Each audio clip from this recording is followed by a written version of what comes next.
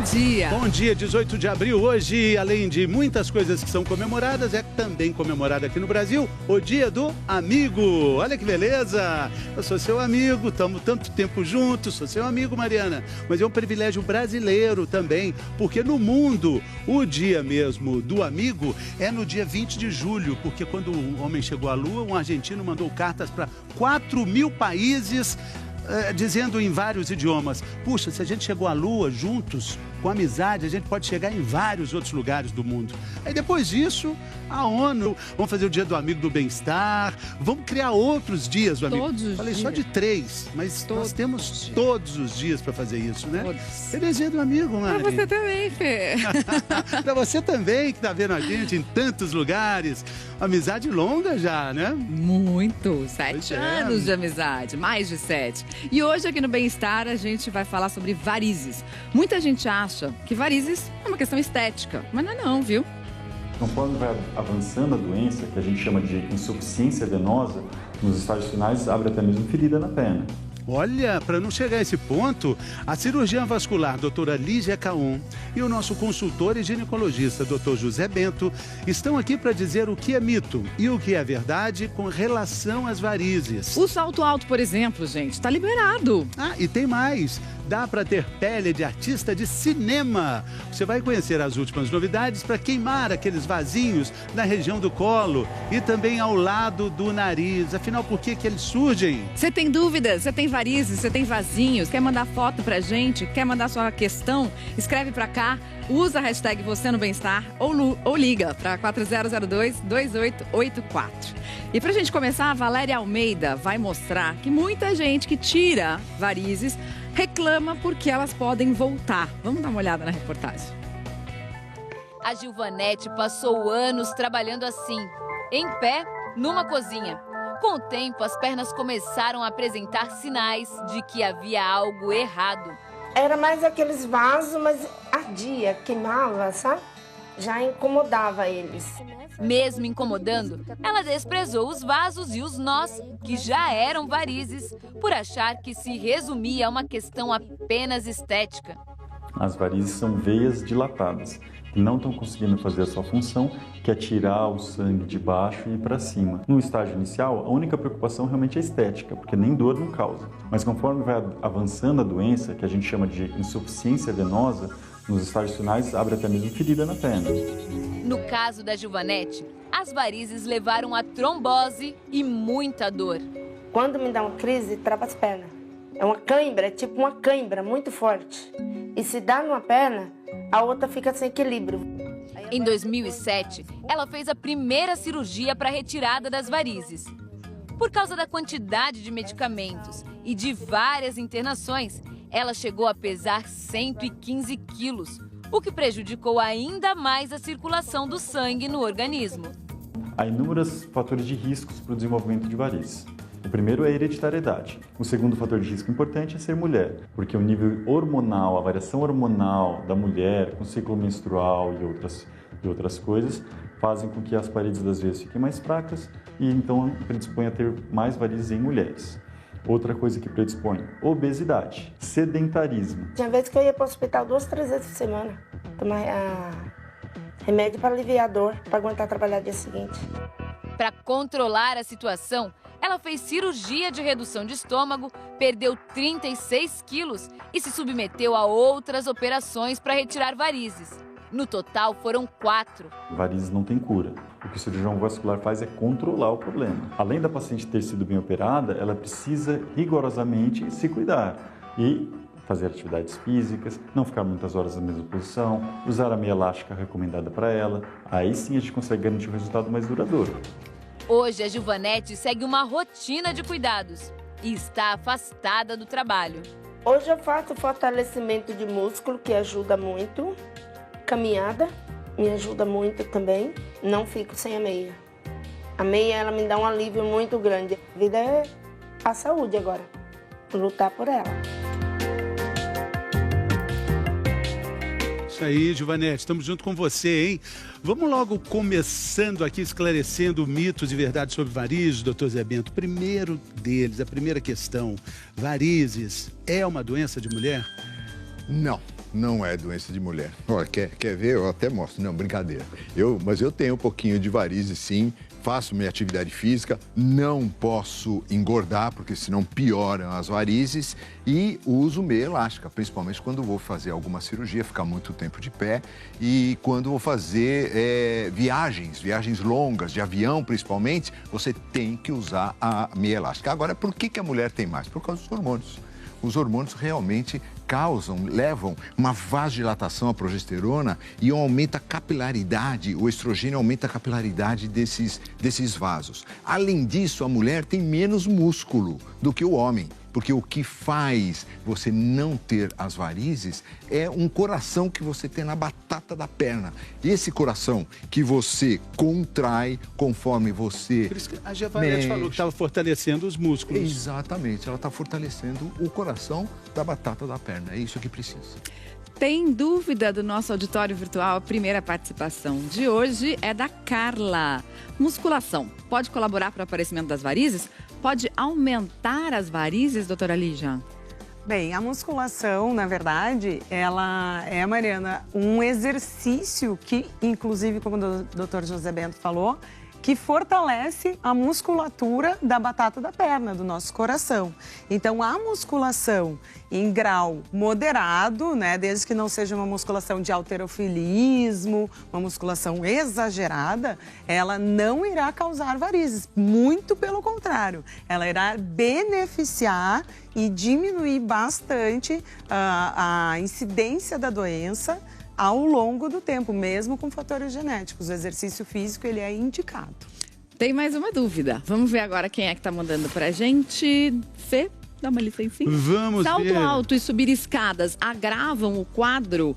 Como evitar o aparecimento? A gente está essa dúvida aqui. Essa é uma dúvida bem feminina. Se salto alto causa varizes. Bom, o salto alto é uma pergunta bem frequente no consultório. Ele não é a causa das varizes. O que o salto alto faz? Na verdade, saltos acima de 7 centímetros, muito altos, eles podem encurtar o tendão de Aquiles, que é esse tendão da batata da perna. E ele pode também fazer com que a musculatura da batata da perna não se contraia tão bem quanto ela deveria se contrair. Então, se você tem uma predisposição para ter varizes, o salto ele vai causar mais sintomas, mais dor, peso, cansaço, que é o que as varizes causam na paciente que tem essa doença. Mas o salto em si, não. O salto em si não causa. Vamos só mostrar aqui o tendão, aqui atrás, nessa nossa meia. Ele também pode ficar encurtado subindo escada, esse tendão? Não, pelo contrário. Subir escadas até é benéfico para quem tem varizes, porque ele é um exercício que faz com que a batata da perna trabalhe bastante e fortalecendo essa batata da perna, a gente melhora o retorno do sangue para o coração e ajuda essas veias a trabalhar. Falando de retorno do sangue, quando a gente fica muito tempo em pé, a gravidade age, tudo vai lá para baixo. Como é que a gente faz para evitar as varizes de quem fica muito tempo em pé? A gente pode ter alguma dica simples, fácil? Sim, quando a gente trabalha muito tempo em pé, a gente favorece o acúmulo de líquido lá embaixo. Varizes são veias que não trabalham direito. Então, a gente tem como melhorar esse retorno do sangue fazendo esse tipo de exercício assim, com o pé para cima e para baixo, para cima e para baixo, para cima e para baixo. E o ideal é o quê? Cada hora em pé fazer? Cada meia hora em pé fazer? Cada hora fazer umas 20 repetições vai te causar um benefício na sua perna. Além de também, quem trabalha em pé tem a indicação de usar uma meia elástica para favorecer também esse retorno e não inchar a perna no final do dia, não deixar tanto peso e cansaço para esta perna que já sofre porque a gente fica em pé, né? Tem mais dúvida? Vamos ver a pergunta aqui no nosso auditório virtual. Ellen, anticoncepcional pode piorar as varizes? Doutor Zé Bento, nós temos a pílula ali do lado, ali, ó, mais para frente ali. Vamos caminhar ali perto, falar dessa pergunta aqui. Anticoncepcional, doutor Zé Bento. Então, a pergunta dela foi se o anticoncepcional piora as varizes. E realmente pioram as varizes. Não causa. quem causa é a hereditariedade, quer dizer, uma tendência que você tem. Então, você começou a usar uma pílula anticoncepcional à base de hormônios, e você está percebendo que está aumentando, então, a quantidade de varizes, aumentando aqueles vasos, os vasos externos, aquelas veinhas, então você deve procurar o seu médico e falar, seu doutor, nós temos que mudar o nosso método contraceptivo, porque pílula anticoncepcional está me piorando as varizes. Então esse aqui vamos deixar em branco, porque é uma questão que deve ser resolvida caso a caso. Exatamente. E o médico... Quer dizer, na verdade, não causa, piora, isso sim. O que causa, na verdade, é a hereditariedade, quer dizer, é a tendência que a pessoa tem de ter varizes. Vamos caminhar mais aqui, doutor Zé Bento, vamos falar daquela calça apertada, aquela que entra a vácuo, aquela que o povo fala assim, Deus é justo, mas essa calça... Aquela que tem que pular em cima do armário, abre a calça e... Ivan Moré, calça do Ivan Moré. A roupa apertada, olha, causa varizes? Não, não causa. Isso é mito. Realmente, lógico, não é muito, vamos dizer, confortável, vamos dizer assim, uma roupa mais apertada. Mas a roupa apertada, ela vai apertar os vasos que estão na periferia dos nossos membros inferiores. Então, o que causa varizes é a dificuldade do retorno. Quer dizer, o fato de você apertar, então, esses vasos externos não vai fazer com que haja essa dificuldade para o retorno venoso. O que faz ter essa dificuldade é a obesidade, o que faz é a falta de atividade física, o cigarro, isso sim que faz. A calça apertada não age como as meias de compressão, né, doutora? Não, não. Vamos explicar um pouquinho do funcionamento das meias de compressão e entender por que elas funcionam? A gente vai ver uma arte aqui, uma ilustração. Aqui a gente está mostrando uma veia normal, sem a meia. Tem o sangue passando num fluxo lento e as válvulas até que estão funcionando direitinho não estão deixando o sangue voltar, porque isso também não pode acontecer. Mas o que a meia vai fazer, né? Vamos colocar a meia agora aí nessa questão. Olha lá, o fluxo sanguíneo fica mais rápido, melhora o retorno, é isso? Exatamente. A meia de compressão, ela tem essa função. Ela vai comprimir as veias profundas da perna e essas veias, elas vão trabalhar melhor. Elas vão fazer com que o fluxo do sangue vá com mais rapidez do pé em direção ao coração, fazendo com que não tenha tantos sintomas na perna, não tenha tanto enxume e a paciente se sinta mais confortável. E, além disso, como ela comprime as veias profundas, onde é o local das tromboses, a meia elástica de compressão previne a trombose venosa. E a gente viu aqui na ilustração que o aperto maior é aqui na região do tornozelo, justamente porque tem mais enxume. Eu adorei essa palavra enxume. Aqui nessa região para levar o fluxo de sangue para cima. Exatamente, ela funciona como um cone invertido, porque a compressão que a gente vê na caixinha, ela é a compressão no tornozelo. Conforme vai subindo na perna, essa compressão vai diminuindo. Por isso, a ilustração do cone invertido. Tem mais uma... Ajudar o sangue a retornar. A voltar. Tem mais uma dúvida sobre esse assunto. Vamos dar uma olhadinha aqui. Quem é que tá falando? A Isabela. Tive trombose, já testei 4 tipos de meias, não deu certo com nenhuma. Por que será que eu não consigo usar? Isabela, é difícil mesmo. Durante a gestação, as 2 eu usei e também tive bastante dificuldade de achar uma meia ideal. A gente tem aqui alguns modelos, até uma meia, por exemplo, com velcro. Sim. Essa tem a mesma utilidade daquelas que a gente tem que colocar e quase morre de tanto suar na hora de colocar a meia? Sim, essa meia, ela é muito mais fácil de colocar. Ela é uma meia que ela não é elástica, ela é inelástica, mas o paciente, ele veste com muito mais facilidade, em virtude de ela ser com velcro, ela não é de colocar, porque quando a gente coloca é muito mais difícil a gente colocar meia, principalmente pacientes mais idosos, pacientes com problemas de coluna, pacientes muito obesos. As grávidas também. As grávidas, apesar de que eu estou de meia elástica. E ela está grávida, E eu gente. estou grávida, então não tem maravilha. desculpa pra gente não usar meia de compressão. Pois é. Agora, essa daqui, né, pra nós, mulheres, dá um pouco mais de volume na roupa, a gente pode não gostar tanto, ela Sim. esquenta, Sim. dependendo da roupa, o seu vestido, por exemplo, não ia combinar, né?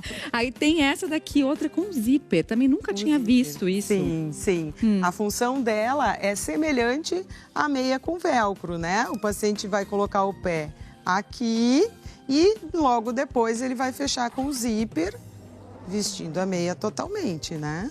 Então é muito mais fácil do que puxar ela sozinha. Não. Agora, Isabela, a gente vai te dar mais uma dica aí para todo mundo que quer usar as meias de compressão e que precisa usar as meias de compressão, que é essa dica aqui, Fê, acho que dica de ouro do bem-estar. Essa aí é a solução do grande mistério. A solução do grande mistério. Doutor Zé Bento, vamos sentar aqui juntos para a gente descobrir esse mistério. Esse aparelho sem nada, ele é indecifrável. Não, sem nada, não dá para saber o que. Agora, com uma meia, já tem uma dica, né? Um calçador de meia de compressão. Doutor, explica como é que usa. Bom, o calçador de meia de compressão, ele vai te auxiliar na colocação da meia, certo? Então, a gente vai colocar ele de frente, né, pra gente, e vai calçar a meia no calçador. Então, você coloca a meia na frente do calçador, abre a meia e veste ela no calçador até que apareça o calcanhar. Olha que beleza. Apareceu o calcanhar, já dá pra gente vestir, Mari. Daí somente fazemos isso, colocamos o pé. E eu não acredito até agora que eu não descobri isso quando eu estava grávida. E depois só puxa, dá uma ajeitadinha aqui. Isso. E depois só puxa aqui. E eu nem suei para colocar a meia de compressão. Exato. Gente, que coisa incrível. É possível encontrar esse calçador nas casas de produtos ortopédicos, nos mesmos lugares que vendem as meias de compressão. Não é barato, mas talvez valha o investimento para quem tem que usar todo dia. Na hora de colocar exatamente onde tem a maior compressão, é exatamente ali no calcanhar. Então você tem dificuldade mesmo para colocar. Esse calçador é fantástico. Custa em torno aí de R$120. Talvez para muitas pessoas é um investimento que pode valer a pena.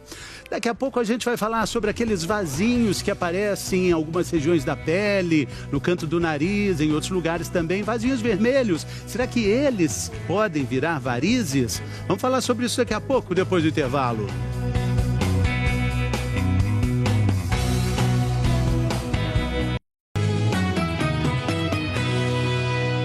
Bem-vindo de volta ao Bem-Estar. A gente está falando hoje de vasinhos, está falando de varizes. E no primeiro bloco a gente falou bastante de vasinhos que aparecem onde? Nas nossas pernas. Mas agora a gente vai falar de um outro assunto. Vasinhos que aparecem ao lado do nariz e também nessa região aqui do colo. Muita gente se incomoda. Como é que é o tratamento disso? Michele Loreto vai mostrar. Os decotes no Oscar deste ano chamaram a atenção. Estrelas de todas as idades desfilaram um colo de dar inveja. O colo hoje, ele complementa o rosto. E muitas mulheres têm o colo muito pior que o rosto. Elas já trataram o rosto e o colo está mais envelhecido. Então, como manter o colo bonito assim? Primeiro de tudo, usar muito protetor solar e hidratante. Agora, se as marcas já apareceram, tem solução. A luz pulsada ajuda a tirar manchas, vasinhos e a melhorar a textura da pele, o que os dermatologistas chamam de poiquilodermia de Sivati. A poiquilodermia, não obrigatoriamente ela vai ter só o vaso, só a mancha ou só a mudança da pele. Ela pode ter os 3 ou 2 dos 3 elementos. Ela pode dar no pescoço, no rosto ou no colo. Essas mudanças no colo têm 3 fatores envolvidos. A genética, ou seja, se sua mãe tem, você tem mais chance de ter, o envelhecimento e o sol. Então, se a pessoa tiver a genética e o envelhecimento, mas não tiver o fator sol, a poiquilodermia dela vai ser muito suave. Na primeira sessão de luz pulsada já dá para ver alguma diferença, mas para um bom resultado é preciso fazer pelo menos 3 sessões. E cuidado se for tomar sol. Depois que você fez o tratamento, o filtro solar é obrigatório. Os vasinhos também podem aparecer no rosto, principalmente no nariz. São as telangiectasias.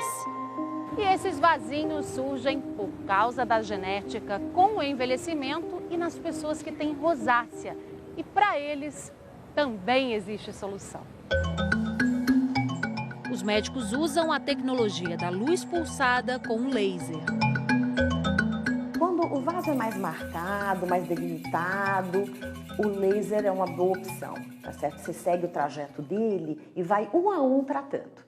Já quando os vasos são mais superficiais e menos visíveis, eles já têm mais um emaranhado, a luz intensa pulsada é uma boa opção, porque ela trata de uma forma mais uniforme esses vasos e tem também a seletividade pela cor dos vasos, pela cor vermelha.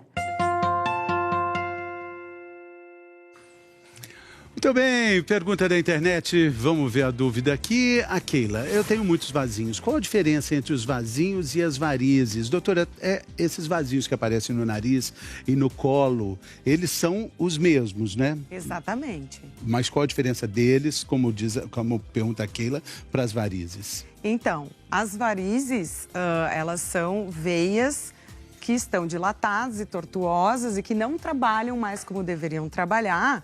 E por baixo dessas veias tem uma pressão, que é a pressão venosa. E essas são as veias das pernas. Os vasinhos do rosto e do colo são vasinhos causados pela fragilidade capilar. Não necessariamente eles estão envolvidos com uma doença maior por baixo, que é o caso das pernas. Nas pernas, a gente muitas vezes tem vasos muito maiores que estão por baixo daqueles vasinhos menores e que também devem ser tratados. Na perna é outra história, então? Na perna é outra história. Na perna pode envolver questões de saúde. Aqui é muito mais estético, né, doutor Zé Bento? Exatamente. E no útero? Tem muita gente perguntando de varize no útero. Eu pensei que ninguém fosse perguntar, puxa vida, minha especialidade. Nossa, mas aqui no Bem-Estar não tem essa. Sempre tem a pergunta que o senhor quer. Mulheres que tiveram vários filhos. Mulheres que tiveram vários filhos, então, tem uma tendência a ter essas varizes. Vários tem que ter quantos? Acima de 3, 4 filhos. E tem que ter uma tendência local também. Isso causa muita dor pélvica e, às vezes, precisa até fazer uma cirurgia de retirada desse útero por causa dessas varizes. Mas essas varizes pélvicas pode ser um sinal de um problema maior, de um cruzamento que todo mundo tem na pelvis, de alguns vasos grandes, entre alguma veia renal, por exemplo, alguma artéria inguinal, e faz com que dificulte o retorno venoso. E dificultando esse retorno venoso, criam-se então essas varizes. E é por isso que dói? Tem gente falando na nossa tela interativa que dói muito. Muita dor. E às vezes precisa colocar um stent nessa veia que está sendo comprimida, porque não adianta tirar o útero, porque não vai resolver o problema. Então ela precisa colocar um stent para dilatar essa veia, para facilitar esse retorno venoso. Entendi. Muito bom. Daqui a pouquinho a gente vai esclarecer mais um mito ou verdade. Cera quente, gente. Será que pode causar varize? A gente vai voltar no próximo bloco falando sobre isso. Te espero já já.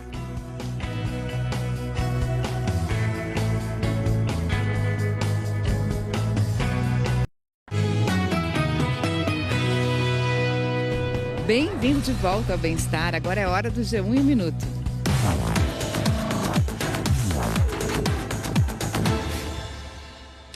Olá pessoal, a gente começa falando de um estudo sobre saneamento básico no Brasil. Os dados são de 2016 e mostram que apesar de um pequeno avanço ainda há muito a ser feito. Olha só, 35 milhões de brasileiros ainda não tinham acesso à água potável, cerca de metade da população, mais de 100 milhões de pessoas, não tinham coleta de esgoto ou usavam formas alternativas para isso e só 45% do esgoto era tratado, ou seja, mais da metade era jogado direto na natureza.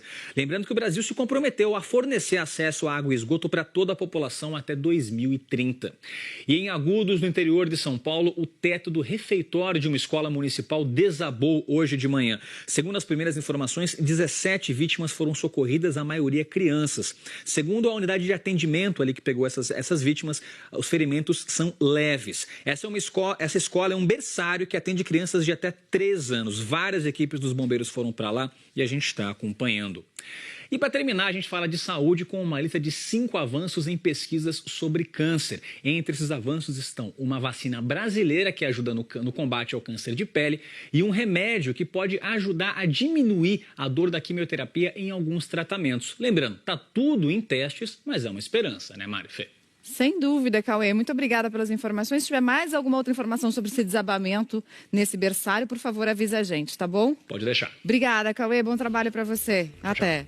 Agora vamos responder esta questão aqui. Cera quente, depilação, causa varizes? Não, Mari. A resposta é não. A cera quente não causa varizes. Ela não tem o poder de dilatar uma veia.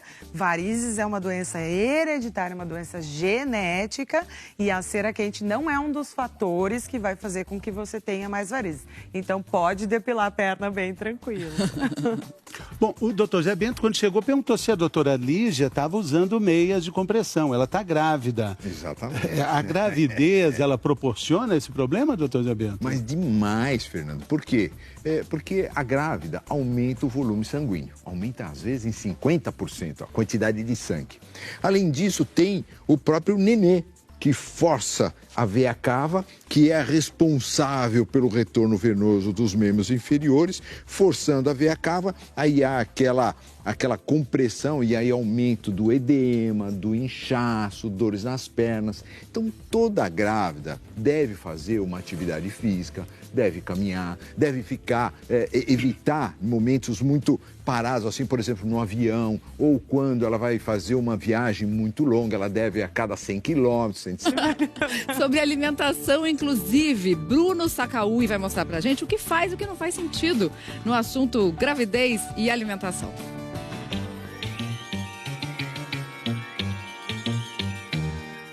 Assim que o Enzo nasceu, a Michele ouviu de muita gente o que deveria comer.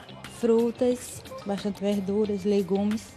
E o que não comer também. Chocolate. A Priscila também mudou radicalmente o cardápio quando soube que estava grávida. Cortei algumas coisas, né, que faziam mal mesmo, assim, que não é saudável em nenhuma situação. E eu continuei depois de ter o filho, aí continuei também. Além de todos os palpites, a Priscila teve que conviver ainda com a marcação dessa aqui, ó. A irmã dela, que além de tia coruja, é nutricionista materno-infantil e ficou, né, Ingrid, no pé o tempo inteiro. Fiquei, né? Não podia ser diferente, né? Para a saúde dela, do meu sobrinho, como eu fico no pé das minhas pacientes, com ela não podia ser diferente. E já que a Ingrid é especializada na alimentação de mamães e bebês, a gente aproveitou para tirar algumas dúvidas. Existe alimento milagroso que incentiva a produção de leite? Não existe nenhum alimento, assim, com base científica, que aumente a produção de leite. O que vai ajudar essa mãe a amamentar, ela está bem hidratada, de 3 a 4 litros de água por dia. O bebê sugar tem a pega correta, né? Quanto mais o bebê suga, mais esses hormônios, a prolactina e a ocitocina, são produzidos a nível de hipotálamo e essa mãe vai ter mais produção de leite. E essa mãe está tranquila, né? Chocolate dá cólica? Não. Não existe uma lista, né, já pronta dos alimentos que dão cólica à criança do que não dão. A cólica infantil, ela está muito mais associada à imaturidade do intestinal da criança, né? A formação da microbiota, a formação das enzimas digestivas da criança até o 3º mês é mais comum. Mas e o açúcar? Produtos açucarados, eles devem ser evitados em todas as fases da vida, né? Principalmente nessa fase da gravidez e da amamentação, a gente tem que restringir um pouco, porque está ligado à formação do paladar da criança. Também a gente tem que ter cuidado na gravidez com o diabetes gestacional. Álcool pode em alguma quantidade? Essa pergunta é muito frequente, mas é só um copinho, é só um pouquinho. Não existe nenhuma dose segura de álcool para mulher que amamenta. Então, realmente, o álcool tem que ser excluído nessa fase. Nenhuma dose, nenhum pouquinho, nenhum copo, ele pode ser consumido por essa mulher, porque não existe dose segura.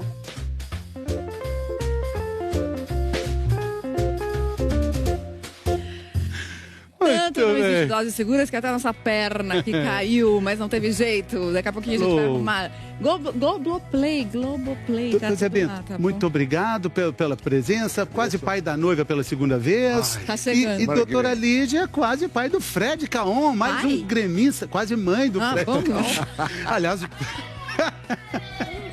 Muito obrigado, gente. Vem aí, Fátima Bernardes, com mais um encontro. A gente se encontra amanhã, gente. Até...